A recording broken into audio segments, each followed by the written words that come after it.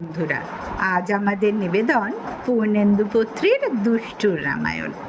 তখন আমার এক রত্তি বয়স, ভোঁদর ভোঁদর চেহারা, কোমরে বোতাম ছেঁড়া পান্টুলন, হাতে তারকেশ্বরের তাগা, কোমরের ঘুষিতে মাদুলি। জন্ম থেকে সর্দি কাশির ধাত, তাই নাকে সবসময়ই শিকনি, মাথায় পালোয়ানি ছাঁটচুল। কি বিচ্ছিরি দেখতেছিলাম তখন, ঠাকুরঘরের পিতলের নাড়ুগোপালের মতো। সেই তখনই মাকে লুকিয়ে জ্যাঠাইমার পিঠে ঝাঁপিয়ে পড়ি একদিন। জেঠি জেঠি, একটা ছড়া লিখেছি, শুনবে? জ্যাঠাইমা তখন মৃগেল মাছ করছিলেন বঁটিতে। পিঠের ওপর আমার সাঁতার কাটার ভঙ্গিতে লাফ ঝাঁপে বিব্রত হয়ে বললে, ওরে থাম থাম, হাত কাটবে যে বঁটিতে, অমন লাফালে। শুনবো শুনবো, পিঠ থেকে নাম, শুনবো। আমি পিঠ থেকে নেবে জেঠিমার পাশে বসি। শুনবে তো? শুনবো তো বললাম, বল। আচ্ছা, আমি ছড়াটা বলি, মাত্র 2 লাইনের, আর কাউকে বলবে না কিন্তু। রামের ছেলে লব কুশ, কোথায় পেত লবেন চুষ। জ্যাঠাইমা ভেবেছিলেন আরও আছে, তাই শোনার জন্য খানিকক্ষণ চুপ করে থেকে আমার দিকে ঘুরে তাকালেন। এই 2 ছত্র? আরও আছে, লিখছি, হয়ে গেলে শোনাবো। দিন 2 বাদেই জ্যাঠাইমাকে পাকড়াও করি আবার। শোনাই আরও 2 ছত্র। কইকেইটা দুষ্টু বুড়ি, ফগল হাতে মুড়কি মুড়ি। শুনে জ্যাঠাইমা হেসে ফেলেন। বাহ, এত সুন্দর ছড়া তুই কি করে বাঁধলি রে? তুইও কি তোর ছোট মামার মতো কবি হয়ে যাবে নাকি? আমার ছোট মামা যে কবি তখন আমি জানতাম না, সেসব জেনেছি পরে। কথা ছিল আমার ছড়া লেখার কথাটা জ্যাঠাইমা কাউকে বলবেন না, কিন্তু জ্যাঠাইমা সেটা দুনিয়াময় রটিয়ে বেড়াতে লাগলেন। জানো গো, আমাদের দুষ্টুটা কি সুন্দর ছড়া বেঁধেছে। তারপর এমন হলো যে পাড়ার কোনো মাসি পিসি খুড়ি জেঠির বাড়িতে গেলেই প্রথম কথা, আরে ও দুষ্টু, তুই কি ছড়া লিখেছিস, শোনা না রে। আর তখনই ঘটতে লাগলো এক অদ্ভুত ঘটনা। ছড়া শোনাবার সময় নিজেই অবাক হয়ে দেখতাম, যে ছড়া আগে কখনো বাঁধিনি সেই ছড়াও তৈরি হয়ে যাচ্ছে বলতে বলতে। যারা শোনে তারা বুঝতেও পারে না যে তাদেরই মতো আমিও শুনছি সেটা। কি এক বিস্ময়কর প্রতিভা তখন আমায় ভর করেছে যেন, অনেকটা ভূতে ধরার মতো। যাকে ভূতে ধরে তার মুখ দিয়ে অন্য লোক কথা বলে, আমার মুখ দিয়েও ঠিক তেমনই। কেউ যেন বলিয়ে নিচ্ছিল তার নিজের ছড়া। কিভাবে ঘটনাটা ঘটতো বলি। রাঙা মাসি হচ্ছে মায়ের দুঃসম্পর্কের মাসি, আমরা তাকে রাঙা দিদি বলি। রাঙা দিদির বাড়িতে বৌদিরা ঘিরে ধরেছে একদিন। আমার ছড়া বলছি, রামের ছেলে লব কুশ, কোথায় পাবে লবেন চুষ। কইকেইটা পাজির ঘাটি, ফোগলা দাঁতে আমরা। এরপরেই আমার থেমে যাওয়ার কথা, কিন্তু না থেমে গড়গড়িয়ে বলে গেলাম, হনুমানের লম্বা লেজ, পান্তা ভাতে লঙ্কা প্যাঁচ। আবার কইকেই ছড়াটাও বদলে গেল আগাগোড়া। বৌদিরা আমার ছড়া শুনে অবাক, আর আমি আমার গোপন প্রতিভার এই ফুলঝুরি ফোঁটা দেখে অবাকের চেয়ে অবাক। ভেবেছিলুম হঠাৎ ঘটে গেছে এটা, কিন্তু পরের দিন পাড়ার এক পেশির বাড়িতে গিয়ে অবিকাল অমনিকাণ্ড। সবাই ধরল ছড়া শুনবে। আমি বলতে থাকি, রামের ছেলে লব কুশ, খায়নি কবু অ্যাপেল জুস। কইকেইটা কি হিংসুটি, ফোগলা দাঁতে মটরশুঁটি। হনুমানের তেরিং লাভ, পোলাও রাঁধে পুঁটির বাপ।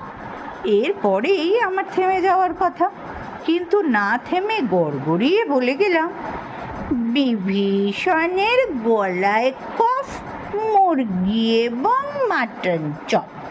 আমাকে অবাক করে দিয়ে এইভাবে ছড়া তৈরি হয়ে যাচ্ছে রোজ। কখন যে কি ছড়া দৈববাণীর মতো আমার মুখ দিয়ে বেরোবে তা আমার কাছেও এক ঘুটঘুটে রহস্য। এদিকে পাড়ায় পাড়ায় রটে চলেছে আমার ছড়ার প্রতিভার খবর। ক্রমে লোকে আর ছড়া বলে না, বলে ও দুষ্টু, তুই নাকি রামায়ণ লিখেছিস, আমাদের শোনা না রে একটু। কিংবা বলা বলি হয়, ও সাঁত দিদি, মিত্তিরদের বাড়ির সেজ বউয়ের ছেলে দুষ্টুটা কি চমৎকার রামায়ণ বানিয়েছে, শুনেছ? ওইটুখানি ছেলের খেমটা বলতে হয়। ওদিকে স্কুলের সহপাঠীরা তো রেগে কাঁই, লোকে আমার গুণগান গাইছে, এতেই ভিতরে ভিতরে হিংসের ফুঁসফাঁস। কি করে আমাকে খাটো করবে তাই নিয়ে নানান ফন্দি ফিকির। একদিন তো শানু এসে সরাসরি প্রশ্ন করলে, হ্যাঁ রে দুষ্টু, তুই যে ছড়াগুলো শোনাচ্ছিস কোন বই থেকে টোকারে? একদিন ভূত চ্যালেঞ্জ চালালে, তোর যদি এতই প্রতিভা, ওই এক্ষুনি বানাতো একটা ছড়া তারকা রাক্ষসীকে নিয়ে। তারকাকে নিয়ে কি ছড়া হতে পারে আমার মগজে সে বিষয়ে বিন্দুবৎসর্গও ধারণা ছিল না, কিন্তু যে মুহূর্তে মুখ খুললাম অমনি তৈরি হয়ে গেল ছড়া। তারকা নামে রাক্ষসী, মানুষ চিবিয়ে থাক খুশি। তারপর থেকেই বিরোধীরা একে একে আমার বংশংবদ, তারাও মুখে মুখে বাজাতে লাগলো আমার প্রশংসার ঢাকঢোল। আমি হয়ে উঠলাম তাদের নেতা, একচ্ছত্র অধিপতি, এবং চতুর্দিকের ধন্য ধন্য রবে আমি হয়ে উঠলাম আমাদের গোটা তল্লাটের এক বাচ্চা বাল্মীকি। আমার রচনা লোকমুখে হয়ে উঠল দুষ্টুর। আমার ভালো নাম জ্যোতি কল্যাণ, কিন্তু ডাকনাম দুষ্টু। আমি দুষ্টুমি করি বলেই যে এই নাম তা কিন্তু নয়। যখন আমার দুষ্টুমি করার বয়সই হয়নি, হামাগুড়ি দিতে শিখেছি কোনো মতে। দুধকে বলি ডু, পাখিকে দেখলে ডাকি তু তু, তখন থেকেই শুনে আসছি এই না। এখন আমার বয়স 13, পড়ি ক্লাস 7-এ। অঙ্কে আমি ডাঁসা পেয়ারার চেয়েও কাঁচা। ভূগোলে আমার মাথাটা ফুটবলের মতো গোল নয়, শুকনো তালাটির মতো চ্যাপ্টা। ইতিহাসের প্রশ্নে ক্লাসে একবার আওরঙ্গজেবের বাবার নাম বাবর বলেছিলাম বলে সেই থেকে ইতিহাসের স্যার আমাকে এই যে বাবর বাবু বলে সকলের সামনে ঠাট্টা করেন। ইংরেজি আজ যা পড়ি কাল তা ভুলে যাই, লিখলে বানান মুখস্থ হয়। শুনে একবার আমি অনেকগুলো কঠিন বানান 100 বার করে লিখেছিলাম খাতার পাতায়। তবু পরীক্ষার খাতায় কর্নেল লিখতে গিয়ে লিখলাম CORNEL। আমার সহপাঠীরা আমার চেয়ে 1000 গুণ দুষ্টু, অথচ তাদের কারণ আমি দুষ্টু নয়। আমার ছুরি নেই, আমি কোনোদিন ছুরি দিয়ে স্কুলের বেঞ্চ কেটে নিচের নাম লিখিনি। আমার গুলতি নেই, আমি দুপুরবেলায় গুলতি ছুঁড়ে এর ওর বাগানের জাম, জামরুল, আম, আমলকি পাড়তে গিয়ে মাথা ফাটাইনি কারো। ভূত একবার গুলতি দিয়ে একটা মুরগির মাথা ফাটিয়ে দিয়েছিল। মুরগিটা ছিল মুসলমান পাড়ার আতা খাঁয়ের, তাই নিয়ে এমন হই হই কাণ্ড যে দাঙ্গা লাগে বুঝি। আমি লাফিয়ে গাছে উঠতে পারি না যে শিবুর মতো এর ওর বাগানের ডাব চুরি করব। নান্টুর মতো এমন সাহস নেই যে বাড়ি থেকে দেওয়া স্কুলের মাইনের টাকা উড়িয়ে দেব বন্ধুদের সঙ্গে চপ কাটলেট খেয়ে। নামে দুষ্টু হওয়া সত্ত্বেও আমার সহপাঠীদের মধ্যে সত্যিকারের দুষ্টুমি করতে না পারার ফলে আমার এক এক সময় মনে হতো যে আমি বোধহয় কাঁঠালের ভূতির মতো এক ধরনের অনর্থক আবর্জনা। আমার সহপাঠীদের অনেকেই তখন ঠিক করে রেখেছে বড় হয়ে কে কী হবে। ভূত হবে doctor, Shibu engineer, Tablu scientist, Nantu swimmer, ক্যাবলার স্বপ্ন MP হবে দিল্লিতে, তা থেকে পরে কোনো সময় কেন্দ্রীয় মন্ত্রী। হরে বলে বাবা ব্যবসায়ী, ঠাকুরদা ব্যবসায়ী, 14 পুরুষের ব্যবসা আমি ছাড়ছি নে। মানকের বাবা রেলের গার্ড, সে কখনো বলে রেলের গার্ড হব, আবার কখনো মত পাল্টিয়ে বলে সিনেমায় অ্যাক্টিং করব। আমার এসব কিছুরই ঠিক নেই।